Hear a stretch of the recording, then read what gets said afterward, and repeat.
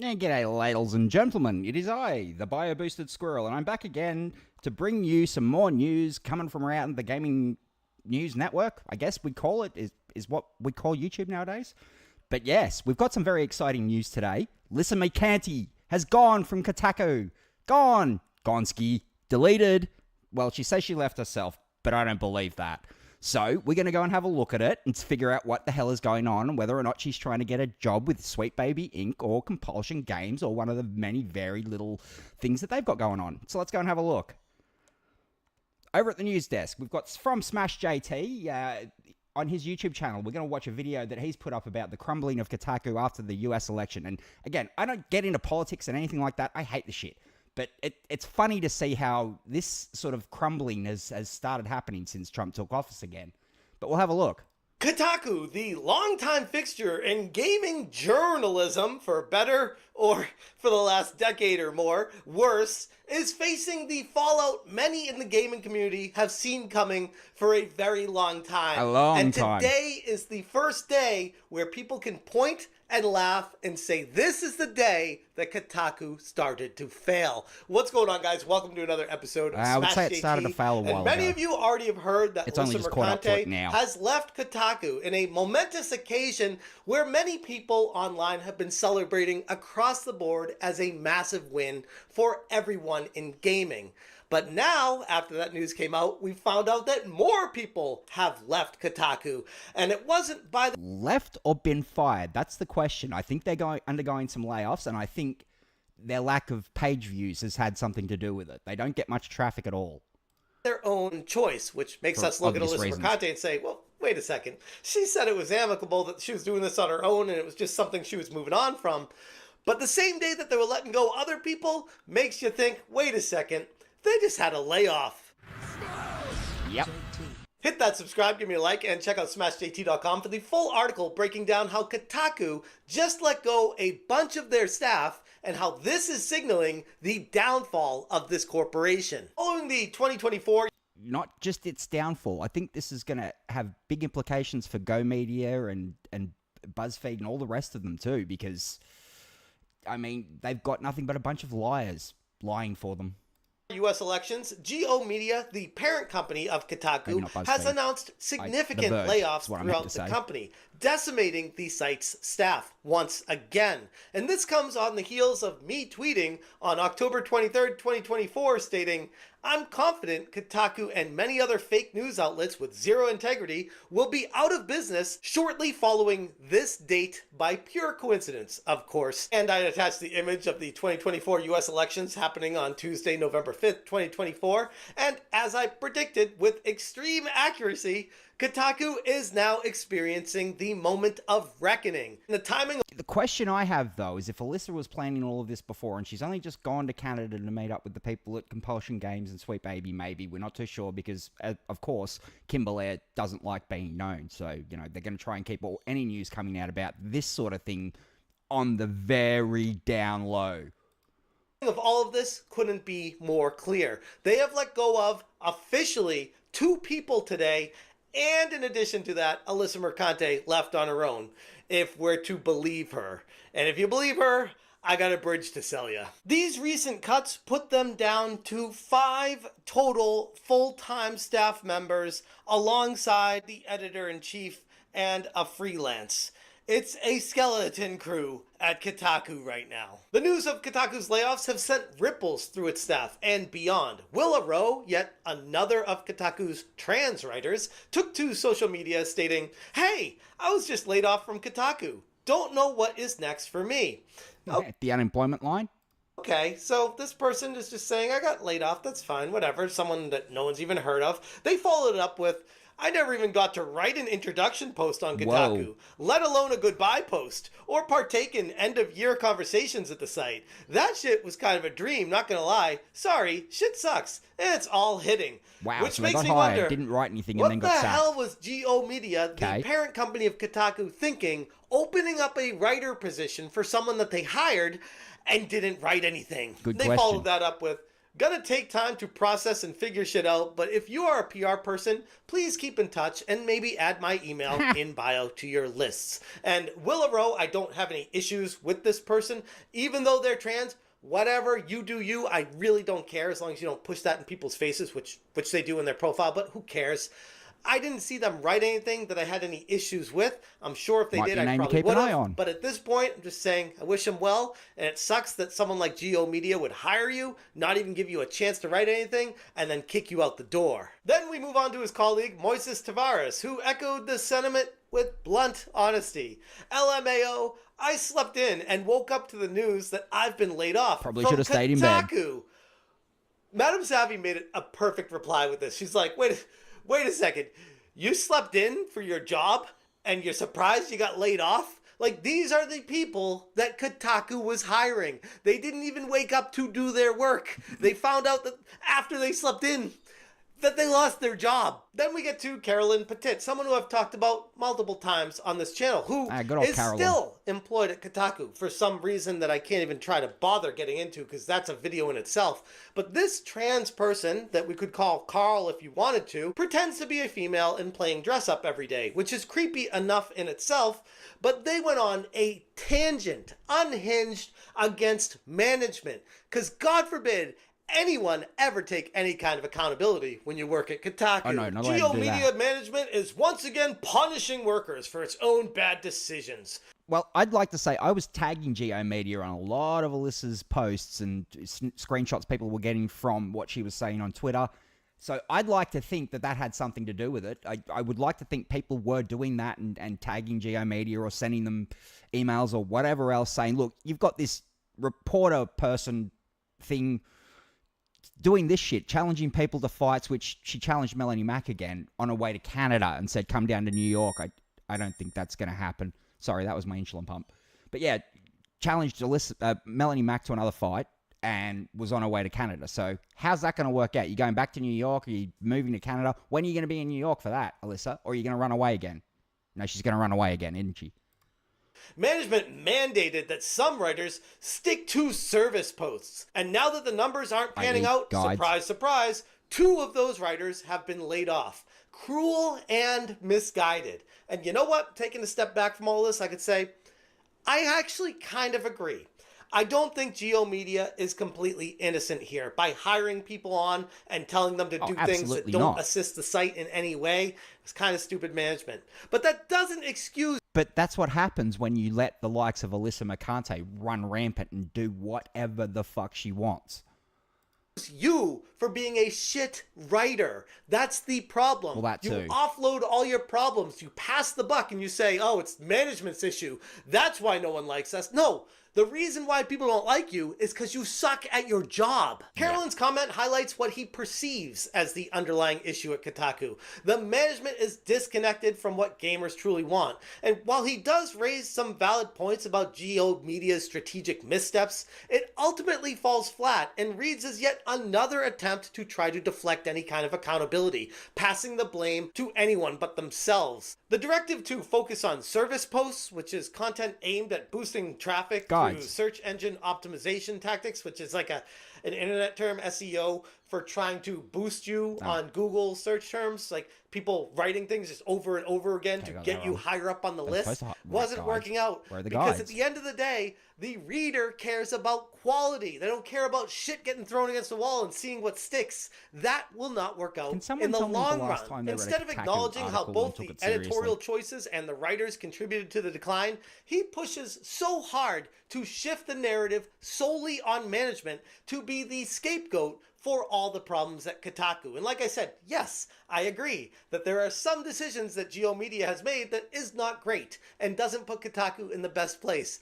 Some of those decisions are who they're hiring. Yeah. And that is where the accountability falls. And as I spoke of earlier, Alyssa Mercante had a very convenient time for her departure, stating that it was exactly 2 years from when she started there, and that it was her decision to leave. But when you... So let's read this. After exactly 2 years, I've decided to leave Kotaku and my role as senior editor. I am eternally grateful for Kotaku's editorial team and all that they taught me during my time there.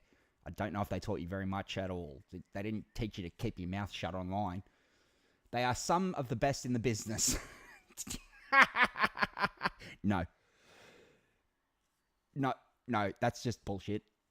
And I will be forever proud to have shared a masthead with them. They continuously fight to maintain the editorial pillars that make Kotaku great. And, oh my God, is this woman on copium or what? And to hold on to their journalistic integrity. Yeah, no. In the face of increasing pressures to compromise that. What?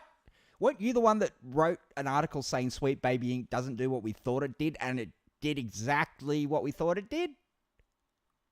Anyway, on with the video. You pair it with this new information of 2 people being laid off on the same day that she decides to leave, you can't help but think, wait a second, did they maybe say, hey, we're going to have a layoff and you're not going to be here anymore? You have 2 ways we can handle this. We can lay you off and you just go, or we can say we separated amicably and we don't have to embarrass you in front of everyone to say you're fired. And she probably took the, okay, Yeah. I'll do that. And I'm going to look for a job with Kim Belair and Sweet Baby Inc. Or I'm going to go to one of these studios in Canada and maybe use my buddy's connections to get a hookup there. And that's exactly what looks like is happening right now. But at the end of the day, sure, you can say you left on your own accord, but in reality, we all know you were fired. They've been criticized for their extreme emphasis on social politics over the video games and the perceived out-of-touch takes that they continue to push. Kotaku has lost the trust of so many people in the gaming community over the past decade or so. They were hiring activists to push agendas over gamers to push the industry forward. And it really comes down to that being the case. It's just that simple. Hire people that care about the gaming community. Not that that hard. care about great games, not care about the narratives and social political agendas to push forward and using games as an insidious avenue to pathway push it forward. No, that's the complete wrong approach to all of this. This erosion of trust was only exacerbated by the continued articles that many viewed as provocations designed to generate more controversy rather than provide genuine insight or entertainment for the reader. Pair that with how they were seemingly perfectly fine with someone like Alyssa Mercante going after my wife, trying to destroy my marriage, trying to get me banned from conventions for daring to cover a situation, for daring to cover the news, that's for not daring part to of do the the same damn thing that she's supposed to be doing. Sure. Yet I'm the one that's the bad guy? It doesn't make sense. And then looking at Geo Media not doing anything to reprimand her and seeing her coworkers back her up on it, you gotta look at the whole picture and say, what the hell kind of environment they have going on over there at Kotaku? The recent layoffs at Kotaku aren't just an unfortunate event for the people that were working there, but a predictable outcome of a long-standing strategy that prioritized fleeting trends and poorly executed management mandates over quality journalism and, most importantly, the reader's trust. Writers like Carolyn Petit have tried to show the missteps taken by management and passed the buck to push the service content and ultimately didn't sustain the business. But in reality, it's the people that make the company shine, not the management. And if you're somebody that works hard, busts your ass, and tries to do the right thing, you will take accountability and be better and learn from your past mistakes. Something that clearly Carolyn can't do. The downfall of Kotaku occurring right after the US elections might sound like some sort of pure coincidence, but to those who have been following the site's trajectory, it's the inevitable conclusion of a brand that strayed way too far from what its audience ever wanted. In the end, gamers aren't surprised to see Kotaku burn, as they have long rejected them on the path spiraling down the whole time. Anyways, I'm going to leave it there. If you guys want more information, check out smashjt.com for the full article. If you appreciate what I'm doing, hit that join button. Thank you so much for watching, and as always, you stay smashing. Just keep going back to, like, burnt baby powder somehow. This is the scent that I imagine would just inhabit any, like, used couch in your grandparents' house. So yes, that's that. Yeah, I mean, he's not wrong on a lot of that. It's about the people you hire, how they treat the customers that are supposed to be purchasing the products, and if they're so entrenched with each other, why would you go out of your way to alienate that customer base like Alyssa does? It's bizarre to me how they do that. And from over at the Smash J Web, tripping over my tongue here, over at Smash JT's website, in a move that will surely surprise some and bring reflection to many, bring relief to many. Oh my God, I can't read today. All right, let's start again. In a move that will surely surprise some and bring relief to many, Alyssa Mercante has announced her departure from Kotaku after 2 years as senior editor. While her statement frames the decision as one of some kind of personal choice and reflection, there are unmistakable hints suggesting that her exit might have been less voluntary than she would like to imply. But there are plenty of tangible breadcrumbs to see exactly what is happening next, and all signs point to Sweet Baby Inc. Which again, why would you hire someone like Alyssa Mercante to work for you? Along with Kimberly, they are probably the two most hated individuals by gamers on the face of the planet at the moment. Work news. After exactly 2 years, I've decided to leave Kotaku and my role as senior editor. I am eternally grateful for Kotaku. We went through that. It's been a long few months, during which time I've learned a lot about myself and my value as both a woman and a writer. This is the right decision for me. I don't think it was a decision. I think you got pushed out. I have some things coming down the pike. Pipe? Pike? I don't know about that. So keep your eyes peeled. Ugh, I wish I could bleach them out looking at that. Mercante's farewell statement praises Kotaku's editorial integrity and in resilience. Ha ha ha, I know. Yeah, I laughed at that too. But behind that veil of gratitude, it's hard not to notice the undertones of her abrupt exit. Typically, when editors leave their posts on positive terms, there are clearer indicators of future prospects or collaboration announcements. And yes, I think this was sprung on her. Instead, Mercante's vague mention of some things coming down the pike raises eyebrows and squirrel brows. Nuts out for Peanut. For those familiar with her tenure at Kotaku, the reaction to her departure has fantastic... What? The reaction to her departure as fantastic. The internet is rejoicing. Okay. But there's a notable sense of concern as well from many gamers. The criticism of her approach to journalism, often centered on her heavy biases focused on sensationalism and a tendency to push divisive narratives that never resonated with a broad gaming audience on the whole. No shit, yeah.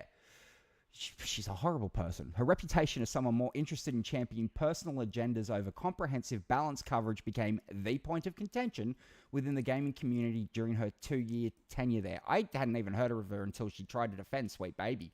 So that just goes to show how irrelevant she was in the first place, I guess. Coincidentally, this event aligns almost perfectly with the recent re-election of Donald Trump, an outcome that has already started to create ripple effects in various sectors throughout the entire world, including gaming. I mean, it was a shock, that's for sure. But again, I don't do politics. I don't give a shit who's ruling what or doing what. I don't care. Just give us good games. Whether by coincidence or consequence, there's a notable shift towards recalibrating the direction of the industry away from identity-driven content and back towards entertainment, innovation, and community-focused Discord. And I think that was already happening in the first place. Trump's impacts, especially with his straightforward stance on media and cultural narratives, have already emboldened gamers who wish for way less politically charged environments and far more enjoyable escapist gaming experiences. Oh, there, I was looking for this earlier. I'm going to have to copy that because I need that. That's how Alyssa got into the gaming industry, everyone. Sucking the dong. It's no secret that over the past few years, mainstream gaming outlets have shifted towards editorial content that strays far away from any kind of pure game analysis and dives into socio-political commentary, which is why I don't read this crap anymore, and I'm sure a lot of other people don't, ultimately polarizing their readership at the end of the day. Mercante embodied this trend magnificently to a fault, but many now see her departure as part of a potential broader reset in the gaming media landscape. As she leaves Kotaku, industry insiders and gamers alike have expressed a cautious hope that this signals a potential return to what many miss: authentic, unbiased, game-focused journalism, but, and it's a very big but, and yeah, I think I'm going to agree with this, leaving Quebec. Amid the news of Alyssa Mercante's departure from Kotaku, it aligns with her tweeting about how she was already on her way to Canada, potentially exploring new opportunities at companies such as Sweet Baby Inc. or Compulsion Games. Because yes, we've all seen that by now. She's traveling there right now, potentially interviewing, landing a position at Sweet Baby Inc. or Compulsion Games. This would line up with how she ran yellow journalism defense for SBI from the jump. It's one big corrupt club. Yes, and Savvy's definitely finding that out with all of her deep diving and master of the TDS. And I'm doing a little bit of a deep dive into Amplifier games at the moment myself, but that's going to come out later. I've already ranted about them, but I'm going even further. That speculation we'll go back to the article. This speculation is not without precedent. Mercante has long been perceived as running hard defensive and sympathetic coverage for Sweet Baby Inc., protecting them from any kind of criticism and trying her best to bolster their terrible public image. And it's only going to get worse if they hire her. Anyone that hires this woman is going to have the banhammer of the internet come down upon them. She's not a gamer. She's an activist.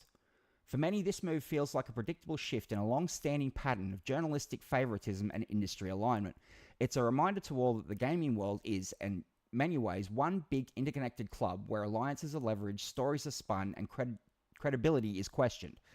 These people care not for games, only to continue failing upward in the industry that will ultimately collapse on itself.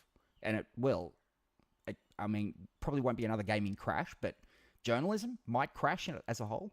And Khalif, positivity peddler Adams, Mr. I Need a Game Code himself, definitely experiencing innovation while peddling positivity and dopeness. Lots to talk about. So how come you couldn't pay for your games, Khalif?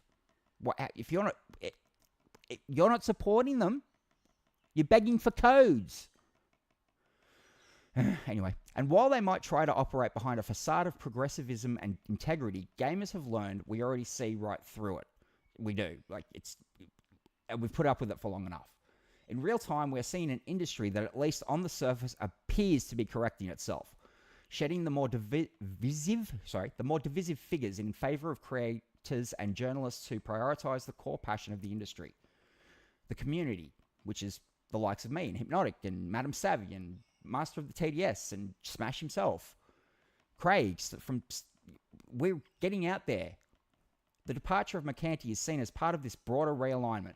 At least for the time being, social media reactions and community discussions have revealed an extremely celebratory tone among gamers, which, yes, I'm going to have a beer about this tonight, and I don't usually drink, who view her abrupt exit as a net positive sign that the gaming world may slowly be returning to a healthier state. And as I said, with cautious optimism, I think it was happening in the first place. No matter who would have won the election, this pushback was going to happen.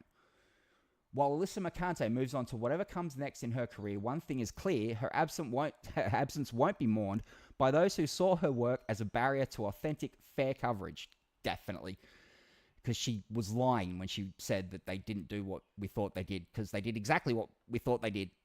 Instead, her exit represents a huge step towards revitalizing an industry that has spent far too long focused on trivial controversy rather than what brought it to prominence in the first place: great games, passionate players, and genuine dialogue. If she ends up at Sweet Baby Inc. or one of the other companies they partner with, great. It will be that much easier to track exactly who has been compromised, and I will continue to inform you guys of exactly what is happening behind the scenes, and I'll try to as well. The industry is indeed healing, and as for many, that is a win very much worth celebrating. From Smash. So yeah, go and check out his website and have a read. Always got some good articles over there. And of course, from that Park Place, that might not be as nice to Alyssa here, but this is all over the place. This is glorious. Alyssa Mercante, who was a senior editor, announced she's leaving Kotaku. In a post to X Twitter, Mercante wrote, and we read that. So I'm not going to go over that again. The decision was made before the layoffs, but now I'm even more glad I made it. We'll see, yeah. I don't think that's quite true. It's unclear what she's referring to here, but Kotaku laid off staff in November 2023, with Adweek reporting that 23 individuals were let go just days after it dismissed editorial director Meryl Brown. A spokesman from Kotaku's parent company, GO Media, confirmed the layoffs. While GO Media is a lean, nimble organization, we are not immune to the economic headwinds rattling our business. And it's because of people like Alyssa. You're not getting any traffic because people like her keep driving away the people that are supposed to be reading your websites. As for what Mercante has coming down the pike, YouTuber Hypnotic predicted she will most likely be a DEI consultant for SBI, the company she ran damage control for. Alyssa Mercante has been fired / supposedly left Kotaku. She claims she has something in the works. Alyssa is currently traveling to Montreal, Canada. Yeah, we read that one. Mercante did recently share that she was at Compulsion Games, which is in Montreal, same city where Sweet Baby Inc. is located. So I think she's going to either go here or to one of the companies that were partnered with them that they now have scrubbed the website of. Despite Mercante touting journalistic integrity in her post about leaving Kotaku, she infamously ran cover for Sweet Baby Inc. back in March and made it a point not to include the facts that Sweet Baby Inc. employees attempted to harass Brazilian gamer Cabrutus Rambo, get his Sweet Baby Inc. detected Steam curator list shut down, and get his entire Steam account banned. They never mention that, do they?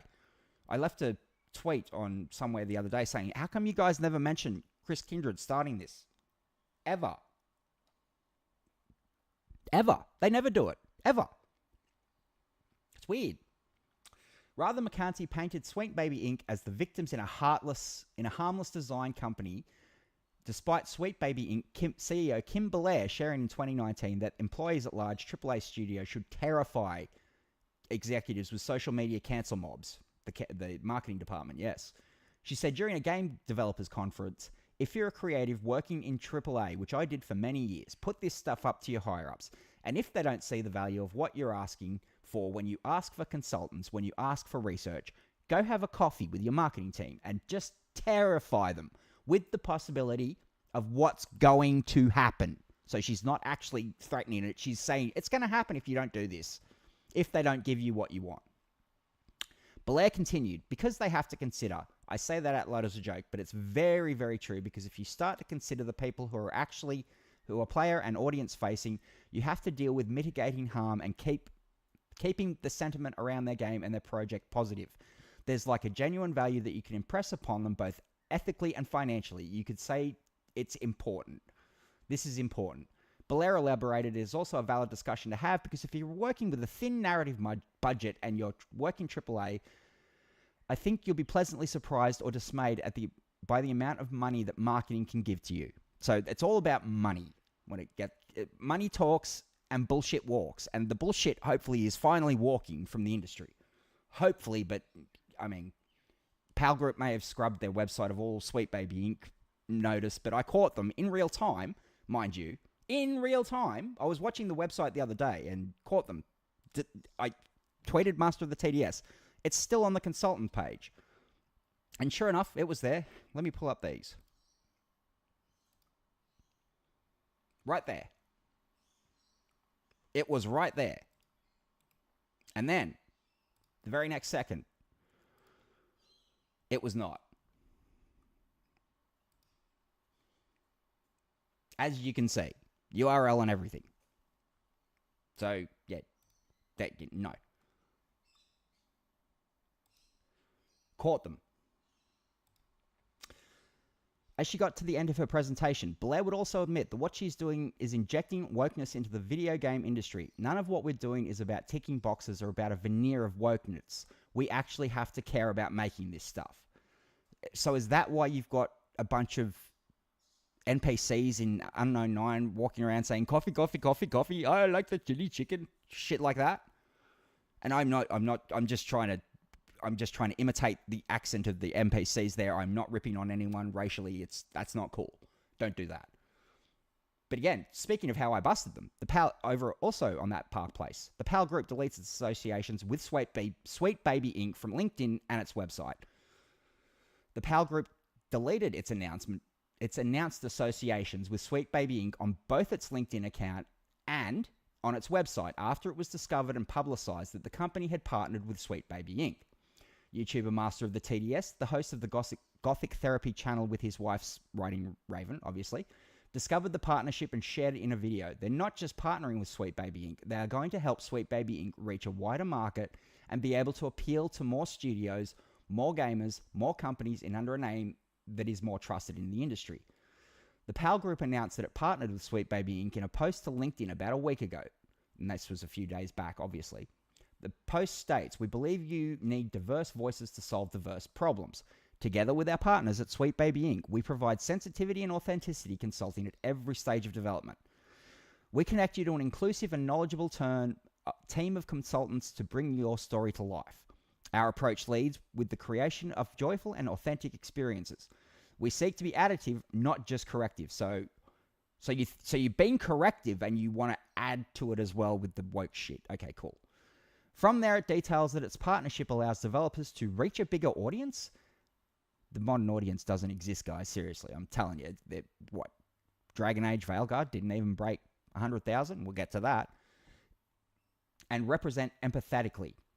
It declares, we believe that We believe that representation is key to connecting players and audiences. Appeal to a wider range of players with more inclusive storytelling. Please excuse my terrible reading today, guys. I don't know what's going on. Usually I'm better than this. Maybe I've had too much caffeine. Again. We tackle narrative and character in any form, keeping emotional resonance and authenticity at the heart of our work, the company continues. We seek to spark joy in marginalized players, elevate real human experiences, and foster empathy within your game. No, you don't. As Master of the TDS points out, the company's sensitivity consulting webpage featured a number of colored blocks in front of the Sweet Baby Inc. logo and reiterated that the company is now providing. And reiterate what the company is now providing. We believe you need diverse voices to solve diverse problems. Together with our partners at Sweet Baby Inc., partners, we provide sensitivity and authenticity consulting at every stage of development. We connect you to an inclusive and knowledgeable team of consultants to bring you the best story, to bring your story to life. It concluded. YouTuber Vara Dark first noted that the PAL Group had begun scrubbing the website of its partnership with Sweet Baby Inc. on November 3rd. She posted to X, the PAL Group has removed their Sweet Baby Inc. partnership announcement page. So, gone. Yep. Master of the TDS also shared on X that the company deleted its LinkedIn post announcing the partnership. He wrote, the PAL Group has not only deleted their page announcing their collaboration with Sweet Baby, but they have deleted all their posts about it on LinkedIn as well. And that was when I opened up the web page and I started having a look. And I'm like, yeah, okay, mostly. But then I clicked onto the service providers page. And it's not the consultant page. I got that wrong in my tweet. So it was the service providers page. X-user, the BioSquirrel, that's me, also noted that the company had even removed Sweet Baby Inc. from its service providers page. There you go, they got it right. He wrote, they removed the logo from the consultant page. I was seeing it happen as it happened. They're cooked. Sadly for them, I screenshotted it before and after. And yes, I've got both of those screenshots. And I probably should have got timestamps for them as well. But I've got them. And I've got another one that shows it was there with, the majority of the page visible. So it's unclear if the company is deleting their association with Sweet Baby Inc. because they have severed ties, or are just attempting to hide their relationship with the company. And that's what I think is happening. They're not unpartnering, they're just hiding it. That's it. In a video discussing the topic, Vara Dark opined that she believes they are attempting to hide their relationship, and I agree with that. She said, one would assume they are. They're just trying to keep it on the down low. I bet that Sweet Baby Inc.'s partnership is still going to happen, or is still happening as of this point in time. So yes, I caught them deleting the last of it in real time as all of that happened. And now you can't actually see it on their webpage anymore. So yeah.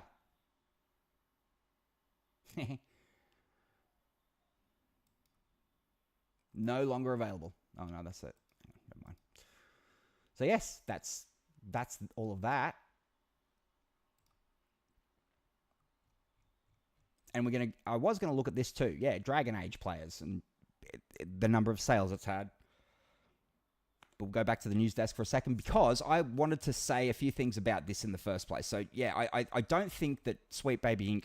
have actually disappeared from the industry. They're gonna, obviously one of their ex-employees came out and said, oh no, we're gonna double down on it. Well, no, go away.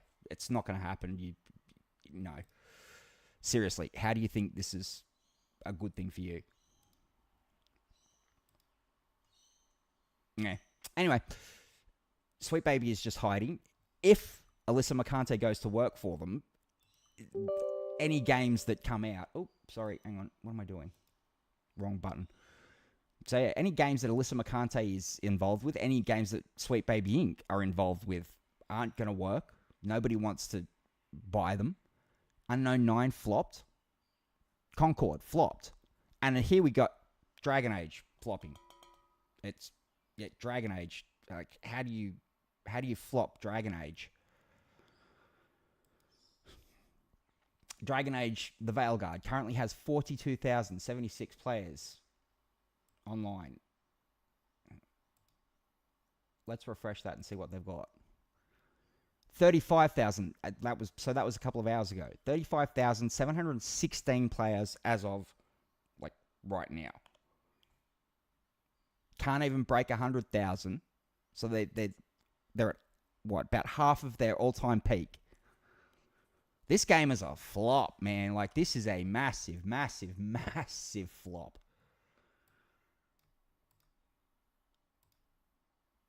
Oops, wrong things here again. Massive flop. Like, I really don't... This game needed to sell something like, what? 6 million plus copies? To even break even? Let's check the Game Elite site.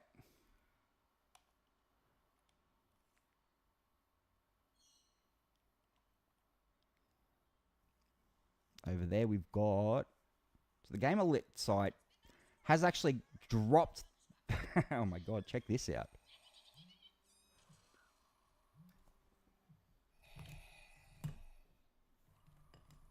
So, they've actually decreased the amount of numbers that they think have been sold. This was at 639 last night, I checked it.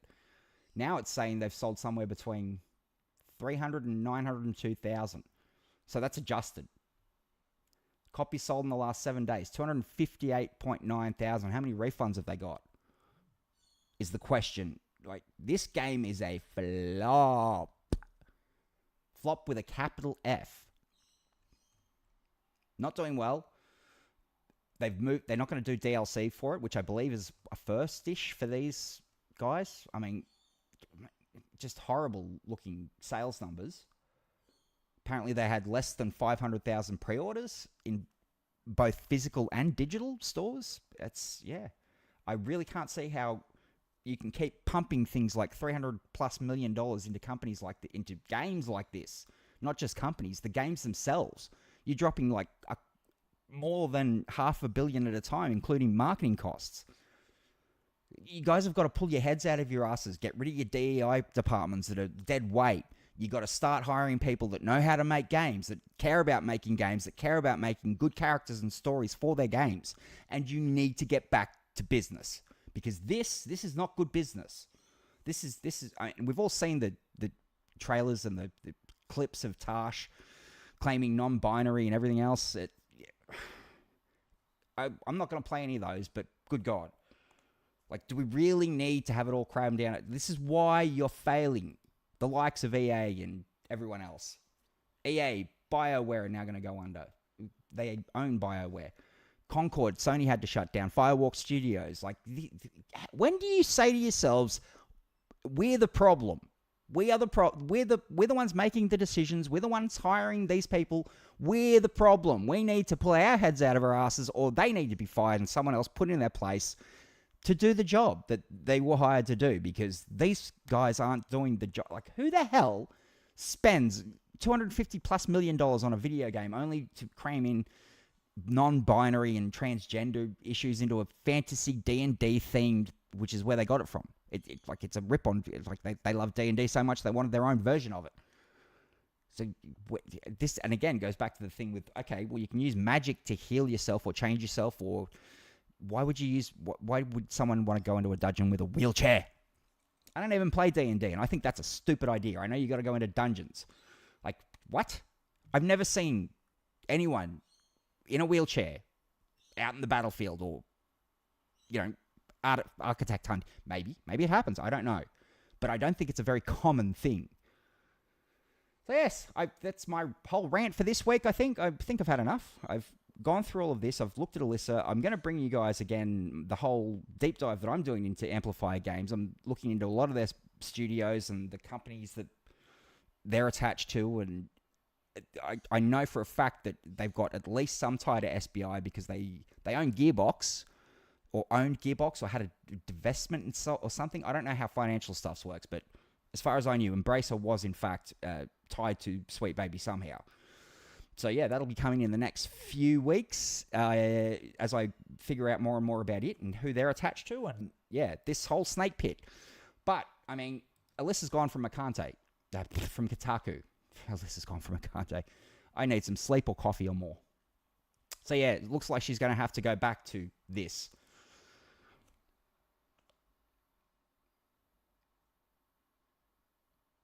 Enough said.